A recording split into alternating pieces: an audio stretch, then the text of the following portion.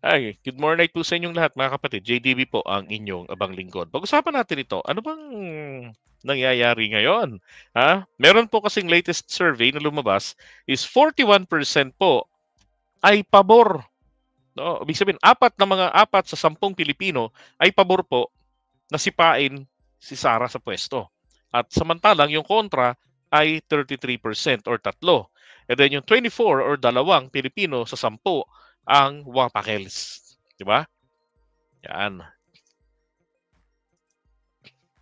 Ito yung mga lumabas na mga balita kahapon eh. Ay. Oops. Ito. SWS survey, 41% ng mga Filipino. Yan, ang sang-ayon sa impeachment complaint laban kay VP Sara Duterte.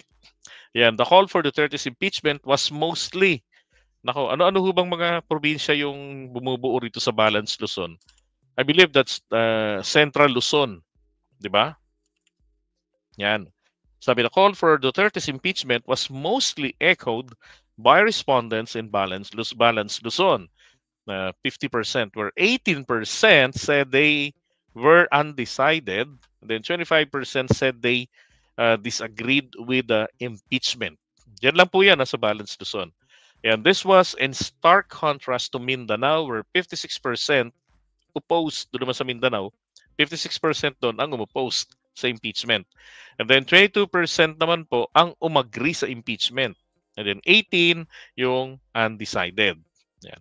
Visayas had the most respondents who were undecided, 24%.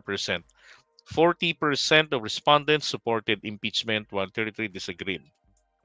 Okay. So, with this, talagang kailangan na po talaga natin ituloy. Ang ibig sabihin lamang po nito ay ito hong pagsasampa ng impeachment case laban kay Vice President Sara Duterte, ano talaga, outnumbered ang mga DDS. Okay?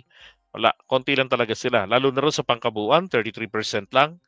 Wala. Kahit na pinakamalaking tumutol ang mga taga Mindanao, which is normal, di ba? Pero ang isang dapat ditong tanong pa paano naman yung pagsasampa ng krasong pandarambong sa kabangyaman ng bayan? Di ba? So sabi, ito po, paalala ko lamang rin, dahil po sa impeachment na yan,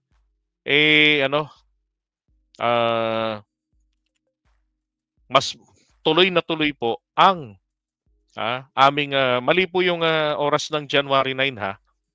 Ano lang ito, virtual conference lang namin ito. Pero kami-kami lamang pong mga vloggers yan. No? Pero amin pong ipinag-aanyaya sa inyo na kayo po ay sumama sa amin sa darating pong January 18, ito hong mga pabor sa impeachment laban kay Sara Duterte. Okay? Alauna po ng hapon, dyan ho yung gaganapin sa EDSA People Power Monument. Yun, dyan po gaganapin yan. Isang araw lang yan. Bali, Sabado yung event na yan.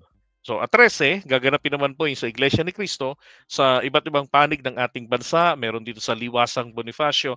Lilinawin ko lamang din yung na-content natin na Liwasang Bonifacio raw. Pero hindi po. Mga taga-Calabarzon po ang gagamit ng lugar na yon, ng Freedom Park na yon.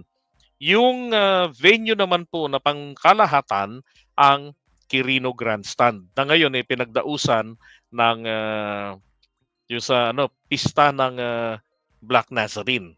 Okay? Yan. And then mukhang 2 araw yata yung kanilang gagawing pagtitipon, 13 and 14. Yun. Okay? So congratulations kay Sara. Dumadami po yung mga sumasang-ayon sa kanyang sa impeachment niya. At ito po, so far yung mga kasama kong kaming mga vloggers, kabilang ang mga kakamping, sila Enzo Recto. And then mostly ang nandito po ay mga pro-administration or pro-government na mga vloggers po. Yan, nasan ako dyan? Ayun, ito ako. Okay, so Admin Rich, ito di ko kakilala to Ago Pedaliso, Ali Bugha, Aidin, Aling Mariding Lasan, kakamping yan. RJ Angeles, Art Garcia, Balita at Kaalaman, Ballpoint Man, yun ang kaaway ni Mami Peng. Banat by Mandirigma, Bangasero, Batang Maynila, Toits, ano yan, Iskon yan. Benji Contreras from Bicol, Bisakol Ako TV, Vlogger ng Bayan, Boss Roger TV, Boyd Antonio, Biyahe ni Koy, Chris Ulo, Culex Soliman ng Bunyog, yan. Kakamping, Daddy Rick, Dante Maravillas, ito ho ay kandidato rin pagka-senador, si David D. Angelo. Yan. Okay, and then DJ Byron, Music and Topic TV ng California, Elmsky TV, Enzo Recto, kakamping yan.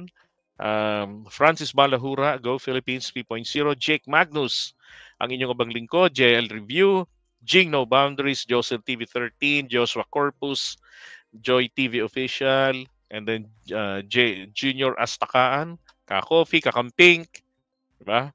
Kaskaserong Pagong, ay meron palang ganun.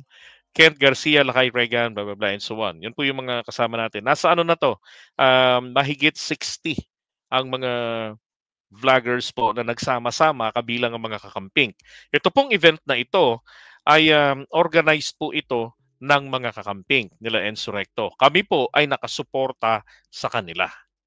Okay, at kami rin ay nag-aanyaya sa inyo na total 41% ng mga kababayan natin base sa survey ay pabor na ma-impeach si Sara.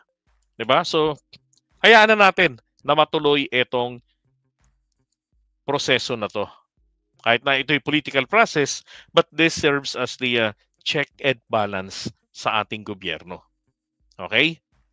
And after all, magkakaroon naman ng pagkakataon si Sara na idepensa ang kanyang sarili. Okay, and again, congratulations na rin naman po sa kanila dahil po nakakuha sila ng 41% sa survey na